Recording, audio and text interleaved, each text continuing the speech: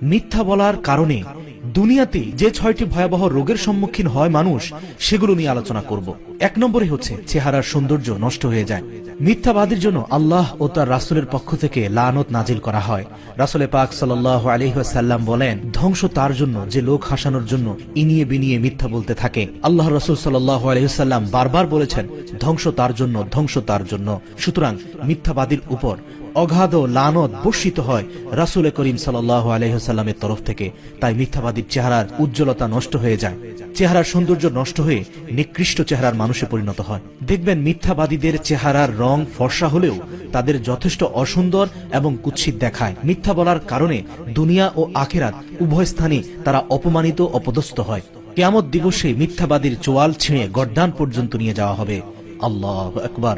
আল্লাহ আমাদের মিথ্যা থেকে রক্ষা করুক। ২য় নম্বর দুনিয়াবী মুসিবতটি হচ্ছে তার অন্তর মরে যায়। মিথ্যা বলতে বলতে জঘন্য মিথ্যাচারে লিপ্ত হয়ে তার অন্তর আত্মা শুকিয়ে যায়। মিথ্যা বলে বলে এমন এক পরিস্থিতিতে গিয়ে পৌঁছায় যে তার মুখ দিয়ে আর সত্য বের হতেই চায় না। তখন দেখা যায় সেই ব্যক্তি সত্যটাকেও মিথ্যার রং দিয়ে রঙ্গায়িত করে উপস্থাপন করে। আর ফলশ্রুতিতে মিথ্যাবাদী নিজের স্বার্থের জন্য যে কোনো প্রকার মিথ্যা বলতে পারে, কারণ তার অন্তর মরে যায়। আর শয়তান তার একনিষ্ঠ বন্ধু হয়ে যায়। আর শয়তান যার বন্ধু হয়ে যায় তার থেকে তো কিছুই আশা করা যায় না। ৩ নম্বর হচ্ছে দুশ্চিন্তা বৃদ্ধি পায়, হার্ট অ্যাটাকের ঝুঁকি বেড়ে যায়, ব্রেন স্ট্রোকের ঝুঁকিও বেড়ে যায়। কেননা একটি মিথ্যাকে ঢাকার জন্য তাকে হাজারো মিথ্যার আশ্রয় নিতে হয়। এত হাজার মিথ্যার চাপে তার মগজ ফেটে যাওয়ার উপক্রম হয়। প্রতিনিয়ত টেনশন এবং দুশ্চিন্তা তাকে ভর করে বসে। আর এই যন্ত্রণায় সে ছটফট করতে থাকে মৃত্যু আসার আগ পর্যন্ত। হার্ট ডিজিজ ও ডায়াবেটিসের আক্রমণ ঘটে। মিথ্যা বলার কারণে হার্ট ডিজিজ এবং ডায়াবেটিসের আক্রমণ ঘটে, কারণ এই মিথ্যা বলতে গিয়ে মানুষকে দুশ্চিন্তাগ্রস্ত হয়ে দীর্ঘ সময় পার করতে হয়।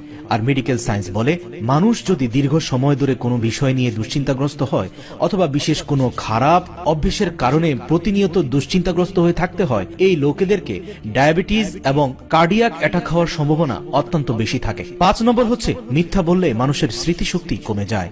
মিথ্যা হচ্ছে অন্ধকার আর সত্য হচ্ছে আলো। তাহলে আমরা ভালো করেই জানি আলো আর অন্ধকার একসাথে থাকতে পারে না। সুতরাং মিথ্যাবাদী মিথ্যা কথা বলতে বলতে নিজের স্মৃতিশক্তিকে লোপ করে ফেলে। অনেক কিছু জানা সত্ত্বেও সে উদ্ভ্রান্তের মতো চলাফেরা করে। দেখলে মনে হয় যেন তাকে কোনো কিছু আসর করে আছে।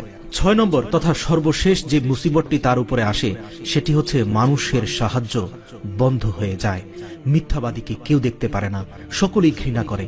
মিথ্যা বলতে বলতে, ওয়াদা ভঙ্গ করতে করতে সে এমন এক পর্যায়ে গিয়ে দাঁড়ায় যে পৃথিবীর কোনো মানুষ তাকে আর সাহায্য করতে চায় না। আমরা মিথ্যাবাদী রাখালের গল্প জানি, যে গল্পে আমরা দেখেছি বাঘ এসেছে, বাঘ এসেছে বলে প্রতিদিন হাজারো মানুষকে হয়রানি করত মিথ্যাবাদী রাখাল। অতপর যেদিন সত্য সত্য বাঘ এসে যায়, সেদিন কেউ তার সাহায্যে গিয়ে আসে না। মিথ্যাবাদীর আসল পরিণতি বাস্তব জীবনে এই রাখালের মতোই হয়।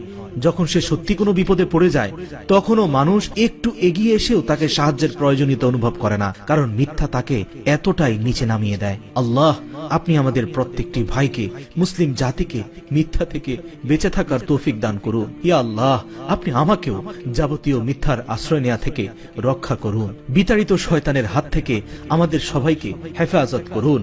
আর শয়তানের হাত থেকে হেফাজত পেলেই তো মিথ্যা থেকে বেঁচে থাকা সম্ভব। নিজের মনের সাথে জিহাদ করতে হবে। আসুন প্রতিজ্ঞাবদ্ধ হই, মুষ্টিবদ্ধ হাতে আল্লাহ রাব্বুল আলামিনের দরবারে আজ দৃঢ় প্রতিজ্ঞা করি, জীবনে আর কোনো দিন হৃদয়ে প্রাণ অবশিষ্ট থাকতে মিথ্যার আশ্রয় নিব না। আমার কণ্ঠের সাথে সুর মিলিয়ে আল্লাহ রাব্বুল আলামিনের দরবারে দোয়া করুন, আউযু বিল্লাহি মিনাশ শাইতানির রাজিম। হে আল্লাহ, আপনি আমাদের বিতাড়িত শয়তানের হাত থেকে রক্ষা করুন।